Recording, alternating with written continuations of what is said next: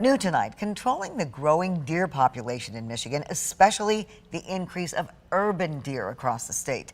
13 on your side's Kiara Patterson spoke to an expert with the State Department of Natural Resources and joins us now with a look at this growing problem, Kiara. Of course, Juliet, the DNR urges caution throughout Michigan as deer start to move during breeding season this fall.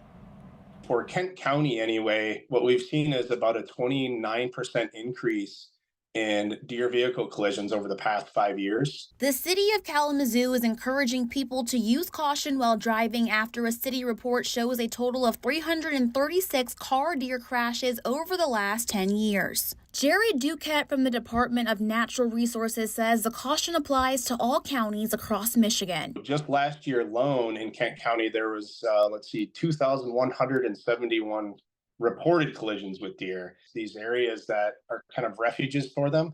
And so they're moving from these little pockets of woodlands to another woodland. And a lot of times too, we see with higher speeds, traffic speeds, that increases risk of deer collisions. Duquette says car deer crashes have long been an issue. He says the crashes are most prevalent from September to December because the fall is breeding season for the deer, which makes them move around more. Deer tend to move during kind of dawn and dusk hours. That's when we see the most movement, especially during fall. And so it kind of talked about, the breeding season and mobility.